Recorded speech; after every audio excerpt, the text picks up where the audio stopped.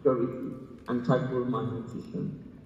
Ladies and gentlemen, as we commemorate this year's African Day of Food and Nutrition Security, we must not be carried away and forget that the world produces enough food for all, yet annually 1/3 of the food produced is wasted and or ends in post-harvest loss due to poor transportation infrastructure, inadequate harvesting practices, and deficient post-harvest management. We must also be reminded that in Africa, malnutrition in all its forms, meaning undernutrition, micronutrient deficiency, increasing overweight and obesity, fueling the rise of non-communicable diseases, remains a significant concern in Africa. For example, the cause of hunger in African study reveals that the annual costs associated with child undernutrition are estimated at 1.9 degrees to 15.5 of the GDP of African countries. Furthermore, evidence provided by the AUDA-NEPAD study on ending hunger in Africa by 2025 on conditions of success reveals that nearly 1 in 5 people in Africa are hungry. The triple burden of malnutrition hinders the development and full potential of the current and next generation of Africans. The 4 CAADP biennial review reports indicate that the persistent business as usual pathways have kept the continent from being on track to eliminating hunger and food insecurity by 2025.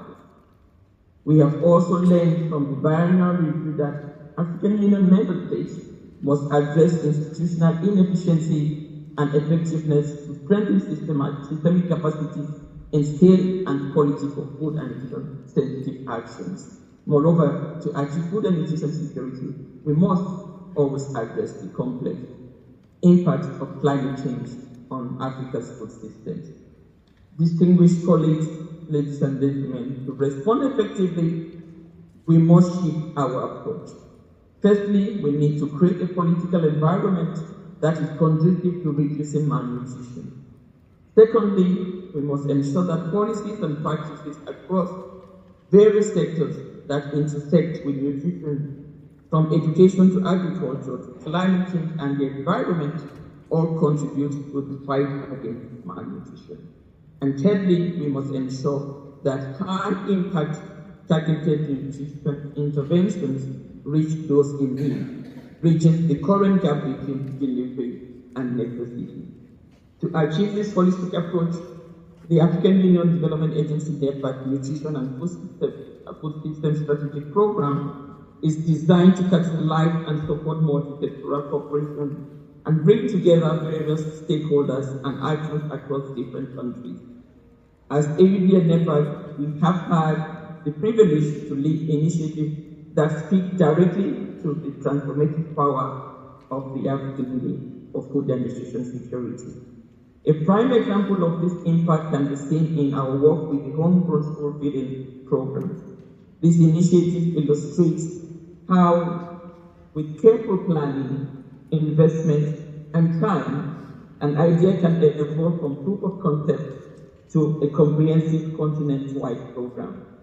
Since the homegrown school feeding program was endorsed in 2003 by the then NEPAD Secretariat under the CAADP, we have seen firsthand how it integrates cold nutrition with agricultural growth.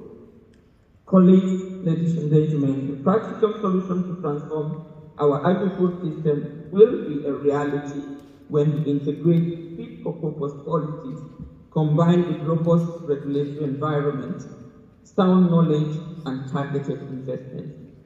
This helps shape continental and agri-food system approaches that delivers nutritious, safe, and affordable diet for all in a sustainable manner.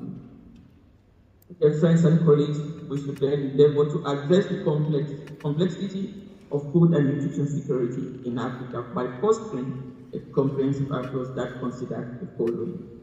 1. Strengthening intersectoral cooperation and national, regional, and continental coordination, fully utilizing the nexus of nutrition, agri-food systems, education, and accelerate economic growth, increase trade, and foster an integrated continent. Secondly, we have to support the smallholder farmers representing most rural African communities and increase their capacity to produce nutritious food. Thirdly, we have to strengthen platforms that link farmers to local markets, attract private sector investment in the agri-food sector, and to create jobs for women and youth while increasing access to financial services for smallholder farmers.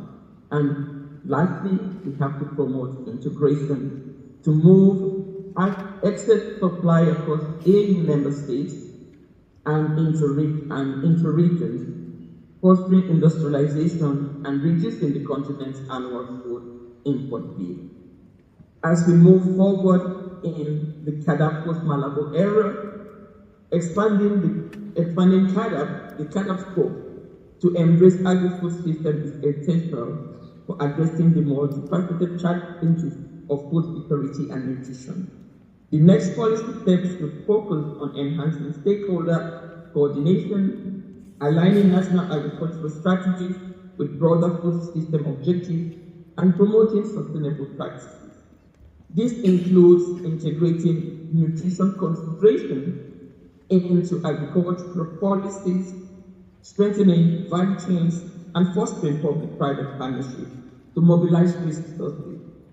Additionally, investing in capacity building initiatives for local communities and national country teams will ensure that policies are effectively implemented and responsive to the diverse needs of our population.